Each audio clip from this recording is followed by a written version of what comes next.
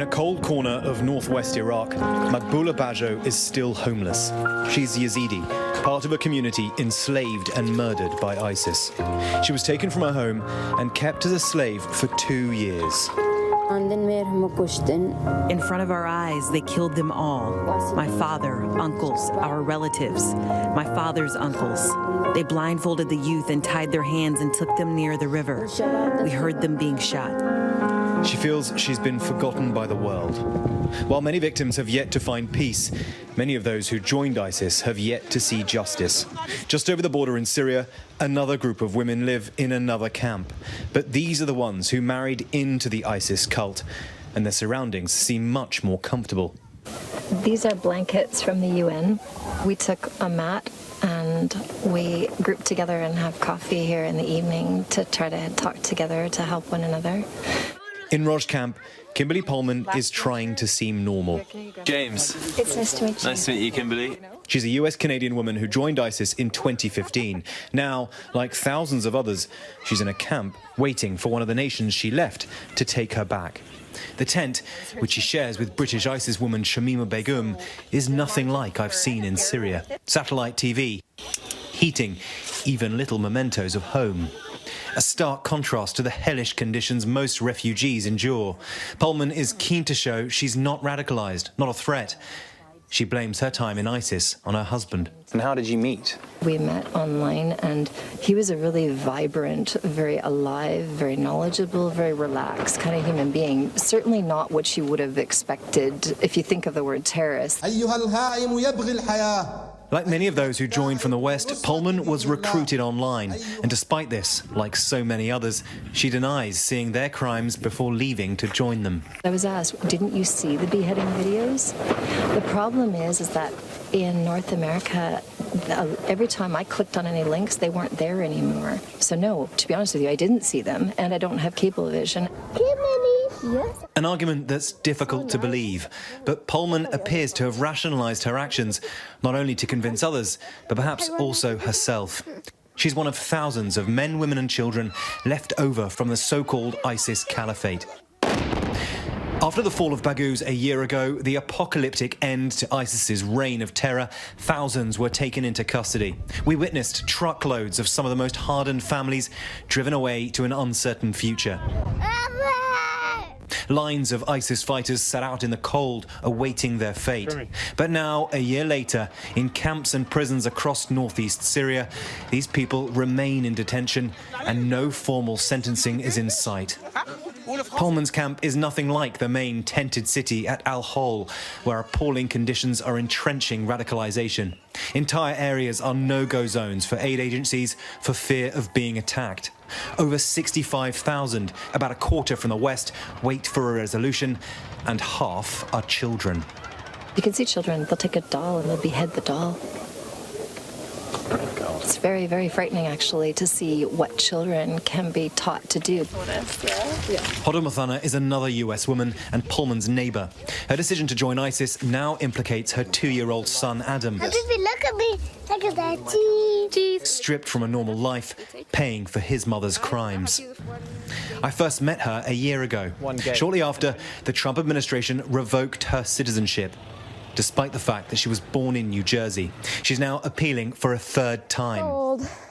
I was forced to get married because it was either that or no way out. Is there a world in which you let Adam go back to the States and you stay here? I would let him go, yeah. I would prefer him going back as soon as possible, even if it's without me, but I know it's going to be very hard, yeah.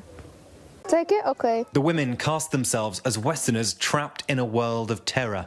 So, because I think a lot of people at home might think to themselves, well, you know, ISIS is over. These people are saying that they're sorry. You don't think ISIS is over? Oh, no, I wish. Not at all. They put out audios just recently again. They've told us that they're coming for us. We live in fear of that. There is a sense of victimhood in the way she speaks. But the real victims of ISIS are the many thousands who died, the women enslaved and raped, the gay men thrown from roofs. ISIS evil did not discriminate. At the height of its reign in 2016, the terror group took advantage of a vacuum left by the Syrian civil war and conquered huge swathes of territory across Syria and Iraq. Thousands of extremists flocked from around the world. Western and local hostages were publicly executed as a form of twisted entertainment. The Yazidi community suffered unimaginable horror. They established a bazaar for selling Yazidi girls in Raqqa in El Naim roundabout, which was called Girls Bazaar, so whoever needed a girl, he could go there and buy. It was very hard for us as Yazidis to be treated like that. Every girl had her picture and name on her neck in that bazaar being sold and bought. Their prices were also written. Some of the girls were rented for one day.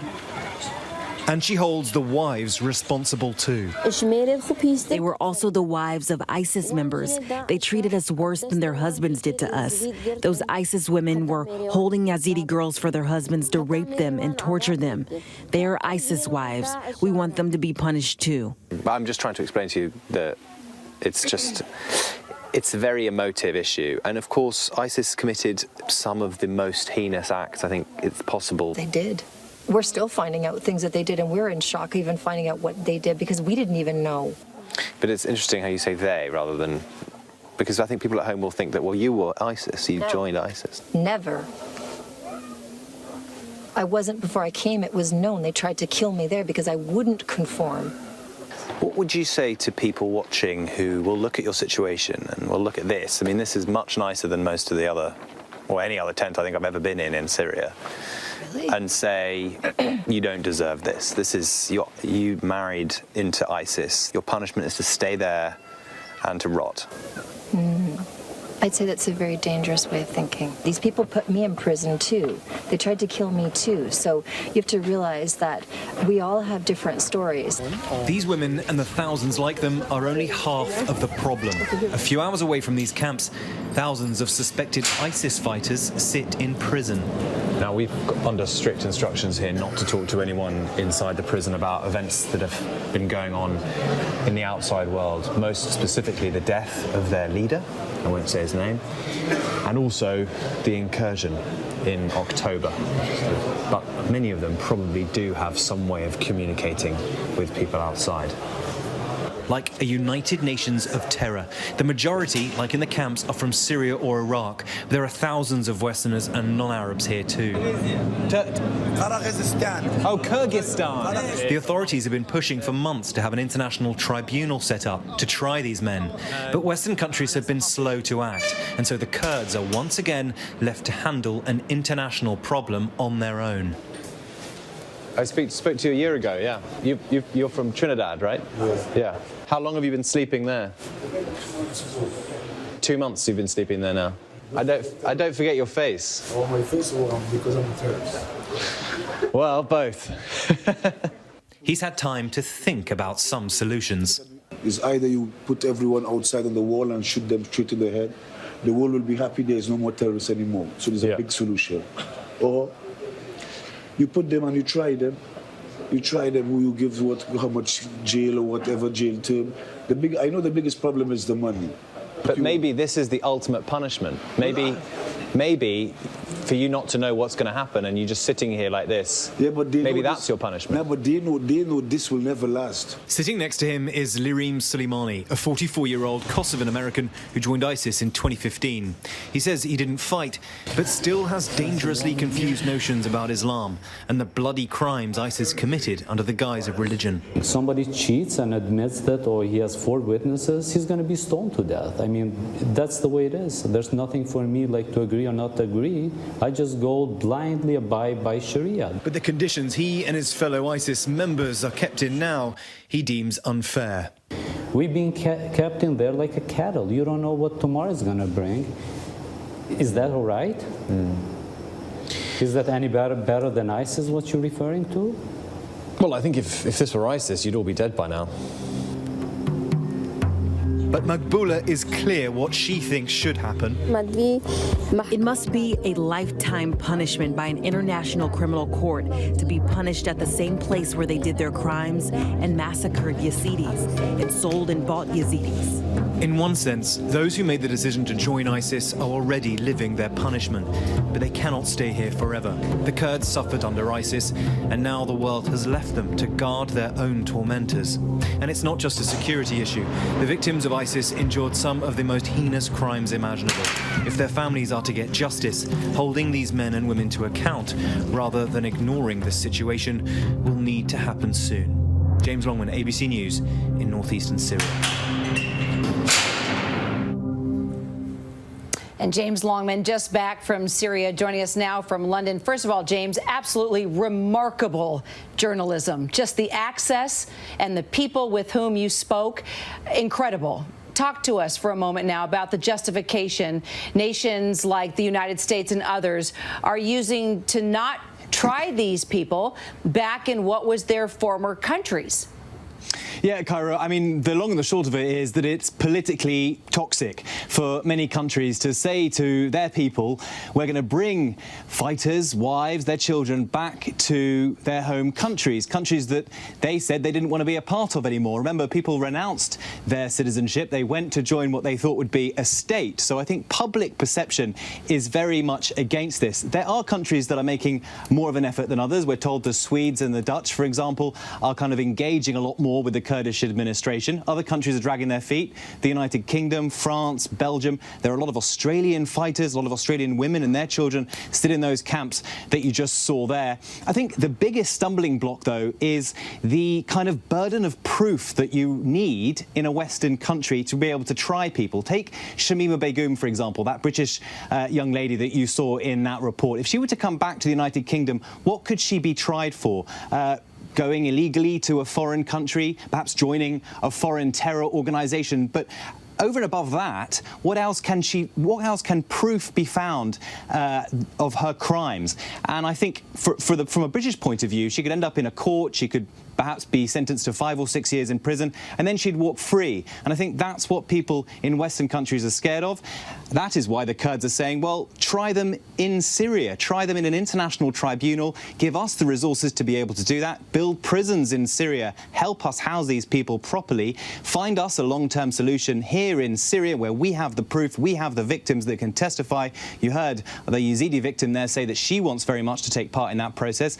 But there's concern about that as well, because what if Bashar al-Assad, the dictator of Syria, the president of Syria, if he ends up back in that part of the country, then all those assets are lost. So, yes, I mean, look, there are many, many-fold issues here. The fundamental truth, though, is that there are a lot of people in that part of Syria and no one is doing anything about it. Okay, so what about Hoda? I mean, she made the decision to join ISIS when she was just a teenager. So is age being taken into account for the decisions that they have made? Well, I think some people do have sympathy. I mean, Hoda was 19, 20 when she decided to go. Shamima was just 15, of course. A lot of people do say that some of the younger women, that when they went over, they should be thought of as the children that they were when they went. But also look at the crimes that they are understood to have committed there. And some of the, perhaps there isn't necessarily tangible proof, but there are certainly allegations of what individuals did. And Shamima was alleged to have been part of ISIS's morality police. Hoda Muthanna, for example, tweeted, it's alleged, and I put this to her when I met her last year in Syria. I said to her, you tweeted for people in the United States to rise up and kill other people on Memorial Day weekend and Veterans Day as well. You know, these are really substantial issues. These are proper crimes that they're alleged to have committed. And so, yes, the age comes into account, but I think also the crimes that they're alleged to have committed as well. The Kurds will say, no matter the age, they don't want to look after these people anymore. Well, speaking of age, I mean, the children, we saw the children there in the prisons, and there's always a fear that this is a breeding ground that will turn these children into terrorists. I mean, there's a tremendous fear for ISIS 2.0.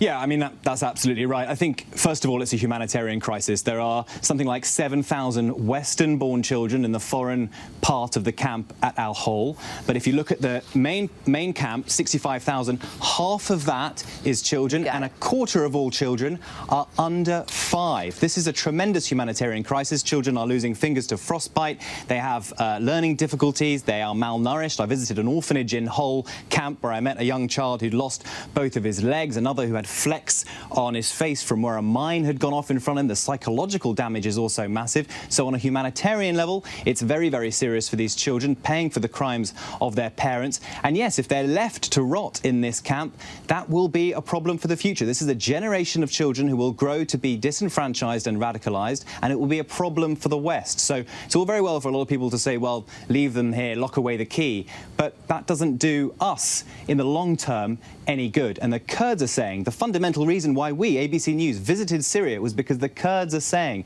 thousands of people from all around the world came here to fight, they came to marry, and they had children. And they're still here, and they're not our responsibility. Kyra?